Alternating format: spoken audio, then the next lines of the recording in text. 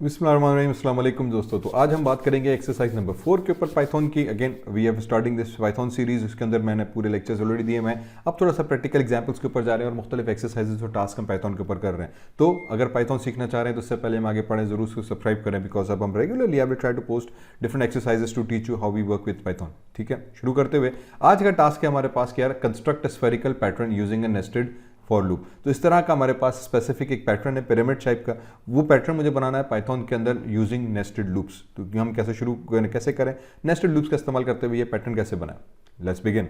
आ जाते हैं अपने VS कोड के अंदर। Let me just create a new file और मैंने इसको नाम दे दिया EXERCI एक्सरसाइज 4।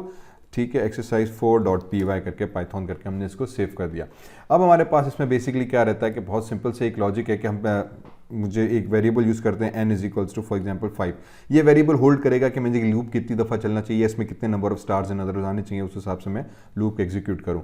फिर हम एक लूप लगा देंगे फॉर i इन रेंज कर देते हैं, RANG रेंज, और ब्रैकेट्स दे दिया और रेंज में हमने n दे दिया। तो n से ये होगा कि मुझे पता चलेगा कि मुझे लूप कितनी दफ़ा चलेगा, उतने number of stars basically maximum वो प्रिंट करेगा। अगर आप इसको 10 कर दोगे तो सीक्वेंस में 10 स्टार आएगा, 5 कर दिए तो 5 हमारे पास प्रिंट करेगा। ठीक है, वंस लूप आ गया तो लूप के अंदर आके हम इसमें नेस्टेड लूप लगा देते हैं। तो एक और वेरिएबल दे दिया j, ठीक है, और इसको भी हमने फिर रेंज दे दी, और ये रेंज अब हमारे पास अब की बार क्या आ जाएगी i, मीन्स कि जितनी दफ़ा ये लूप चला है उतनी दफ़ा तुम चलो। अगर ये लूप एक दफ़ा चलेगा तो इसकी रेंज 1 हो जाएगी, ये जो लूप दूसरी दफ़ा चलेगा तो ये 2 दफ़ा आ गया, ये तीसरी दफ़ा चलेगा तो ये 3 दफ़ा आ जाएगा। ठीक है, ये नेस्टेड लूप का हमारे पास एग्जांपल है कि एक लूप दूसरे लूप के एग्जीक्यूशन के ऊपर डिपेंड करता है। फिर इस लूप के अंदर आके मैं सिंपली फिलहाल प्रिंट करा देंगे और हम यहाँ पे अभी दे देते हैं सिंगल कोटेशंस के अंदर स्टैटिक। ठीक है, अब इसमें थोड़ी सी चेंजेस होगी, मैं अभी आगे चल के बताऊंगा कि हम क्या चेंज करेंगे।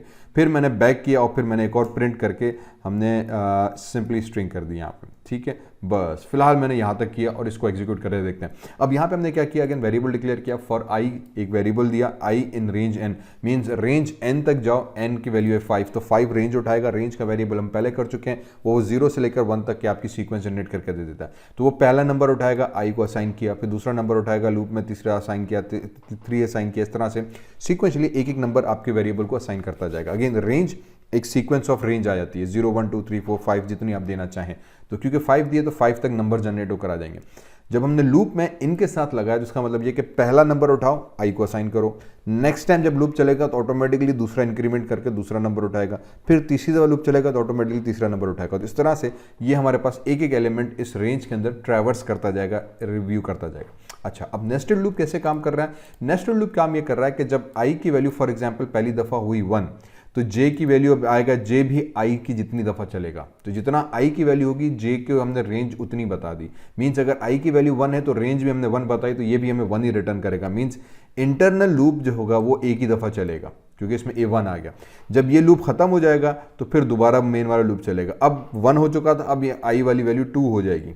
ठीक है, क्योंकि लूप दूसरी दफ़ा चला। जब ये 2 होगा तो वापस फॉर में आ जाएगा, j इज इक्वल टू, अब 2 हो गया, अब ये लूप वापस 0 से स्टार्ट होगा। मीन्स आउटर लूप एक दफ़ा चलेगा तो इनर लूप एक दफ़ा चलेगा।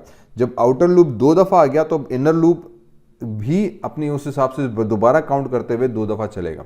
लेकिन अब इतनी दफ़ा क्या हुआ कि इनर लूप एवरी टाइम 0 से स्टार्ट करेगा।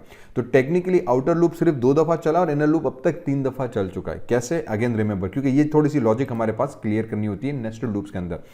अगर एक दफ़ा लूप चला, i इज इक्वल्स टू 1 हुआ, तो ये आउटर लूप चला, इनर लूप भी उतनी दफ़ा चलेगा।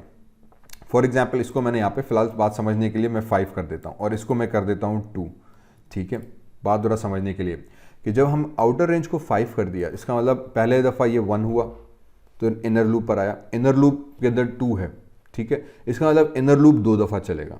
फिर 5 वाली वैल्यू, तो इसको मैं अगर यहाँ पर लिखने बैठा इस तरह से कि जब आउटर लूप हमारे पास होगा उसकी जब वैल्यू 5 होगी तो जो इनर लूप होगा वो क्या करेगा, सॉरी आउटर लूप 5 दफ़ा चलेगा, तो आउटर लूप एक दफ़ा चला, इनर लूप जो होगा वो 1 दफ़ा चलेगा, 2 दफ़ा चलेगा। ठीक है, फिर वापस आ गए आउटर लूप, अब आउटर लूप इंक्रीमेंट हुआ, ये 2 दफ़ा दूसरी दफ़ा चला, सेकंड टाइम चला, तो जो इनर लूप हमारे पास होगा वो दोबारा 1 दफ़ा चलेगा, दोबारा 2 दफ़ा चलेगा, क्योंकि हमने उसकी वैल्यू 2 की हुई है। ठीक है, फिर वापस यहाँ पे आ गए, फिर आउटर, अब आउटर की वैल्यू हुई 3, तो अब इनर लूप हमारे पास होगा वो अगेन 1 दफ़ा चलेगा, अगेन 2 दफ़ा चलेगा। मतलब ये हुआ कि एक दफ़ा आउटर लूप चला, इनर लूप 2 दफ़ा चला, क्योंकि इनर लूप की वैल्यू 2 है, तो 1 2 2 दफ़ा ये चला। फिर आउटर लूप नेक्स्ट टाइम जब आया तो आउटर लूप की वैल्यू अब हो गई 2, आउटर लूप की वैल्यू हो गई 2, जब इनर पे आएगा तो इनर अगेन दोबारा से स्टार्ट होगा।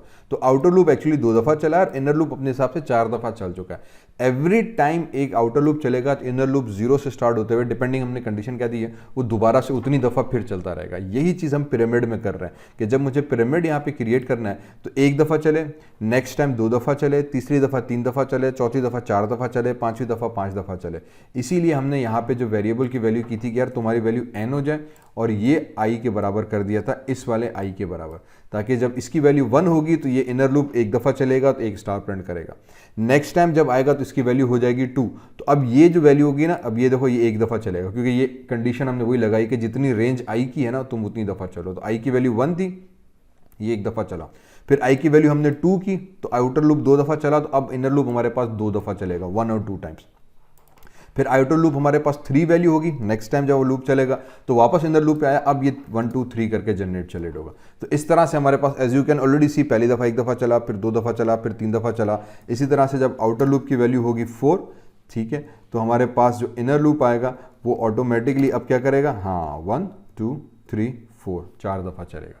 तो ये हमारे पास एक सिंपल सा स्ट्रक्चर ऑटोमेटिकली यू कैन सी कि 1 2 3 4 करके वो हमारे पास क्या हो रहा है, स्टेरिक प्रिंट्स कर रहा है। बहुत सिंपल सी बात हुई। अब इसको अगर मैं एग्जीक्यूट करने गया, ठीक है, तो हमारे पास यहाँ पर आ जाए तो यू कैन सी दिस कि वो स्टार प्रिंट कर रहा है। ओके, अब वो स्टार 1 प्रिंट किया, फिर 2 प्रिंट किए, फिर 3 प्रिंट किए, फिर 4 प्रिंट किए। प्रॉब्लम ये कि हमें स्टार वो पिरामिड शेप में चाहिए, तो हर स्टार न्यू लाइन पे आ रहा है। तो remember by default print, every time print execute होगा तो न्यू लाइन पे जाएगा। प्रिंट के अंदर by default new line add की हुई है कि जितनी दफा मैं स्टार प्रिंट करूँ तुम न्यू लाइन पे चलो। तो अब इसको न्यू लाइन पे ना जाने के लिए हम उसमें एंड इज इक्वल्स टू और स्ट्रिंग एक एम्प्टी दे देते हैं। ये बेसिकली क्या करेगा कि ये इसके जो न्यू लाइन वाला फीचर है उसको डिसेबल कर लेता है। End is equal to string means end नहीं करो जब तक मैं खुद ना बोलूँ। तो अब जब ये लगाएंगे, सिर्फ इतना लगा के अब मैंने दोबारा कोड को उठाया और मैंने दोबारा एग्जीक्यूट किया, तो now you can see this कि we have pyramid already created for us. तो हमारे पास पिरामिड बनकर आ गया। बहुत सिंपल सी बात है। अब ये हर दफे न्यू लाइन पे क्यों जा रहा है, क्योंकि ये वाला प्रिंट हमने दिया हुआ है। तो जब ये दफा आया, इसने फर्स्ट टाइम चला, 1 दफा लूप प्रिंट किया। नेक्स्ट टाइम जब इसकी वैल्यू 2 हुई तो अब ये 2 टाइम प्रिंट किया। लेकिन क्योंकि प्रिंट को मैंने इसके बाहर दिया हुआ है तो ये न्यू लाइन ऑटोमेटिकली बाहर आ रही है, इसीलिए एम्प्टी प्रिंट दिया हुआ है। बहुत सिंपल सी बात है। तो अब ये रेंज हमने दी हुई है n से, मीन्स वो 1 2 3 4 5, तो ये 1 2 3 4 तक जाके फिर कंडीशन एंड में 5 की बराबर हो रहा है, कंडीशन फॉल्स हो जाती है। अगर आप इसको और चलाना चाह रहे हो, फॉर एग्जांपल मैंने इसको 10 कर दिया, now you select and executed, तो अब ये आपका उस हिसाब से 1 2 3 4 5 6 7 8 9 तक लूप चलता रहेगा। डिपेंडिंग अब आप इस वेरिएबल को चेंज करते हो उतने नंबर ऑफ टाइम्स ये लूप जो है हमारे पास चलता रहेगा। हमारे पास इसमें अब कंडीशन क्या थी कि मुझे इसमें डबल प्रिंट कराना था। ठीक है, 1 2 3 4 फिर 5 करके फिर वापस ये रिवर्स में हमारे पास प्रिंट होकर आ जाए। तो अब रिवर्स में प्रिंट करने के लिए हम क्या करेंगे, बहुत सिंपल सी ज़बान में हम सीधी सीधी कहानी क्या होगी कि यही कोड में उठाऊंगा, कंट्रोल C किया, प्रिंट किया। लेकिन अब की बार जो कंडीशन आएगी वो हम कहेंगे कि n, 0, -1। ठीक है, मीन्स अब मुझे इस रेंज को रिवर्स में करना है। ठीक है, अब मुझे इस रेंज को रिवर्स में करना है कि यार रेंज जो होगी वो n से होगी 5 और ये 0 तक जाए लेकिन -1 में जाए। तो हमने इसको रेंज के पैरामीटर्स चेंज कर दिए कि यार 5 हो लेकिन 0 और 5 से मैक्सिमम मिनिमम 0 और अब -1 कर दिया। मीन्स तुम उन्हें उल्टा करना है। पहले वो बाय डिफॉल्ट नंबर देंगे तो हमेशा +1 करके एक रेंज बना देता है 1 2 3 4 5, लेकिन अब मुझे 5 से स्टार्ट करना है, 0 तक जाना है और माइनस में वो नंबर करना है। तो मैं उल्टी गंगा बहा रहा हूँ ना। उल्टे तरीके से जाने के लिए हम बेसिकली वही लॉजिक लगाएंगे। फिर सिंपली यहाँ पे j in range i, same चीज़ यहाँ पर भी हमारे पास आ जाएगी।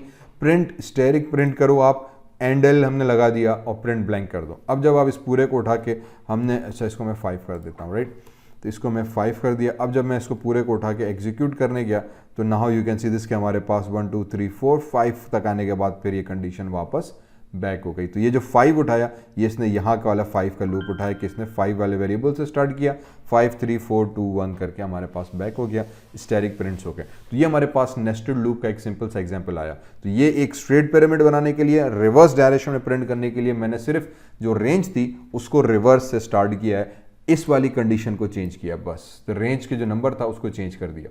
इसको आप मैन्युअली भी बता सकते हो कि यार तुम 10 तक चले जाओ और या 5 से स्टार्ट करो, -1 करो, तो भी बात एक ही है।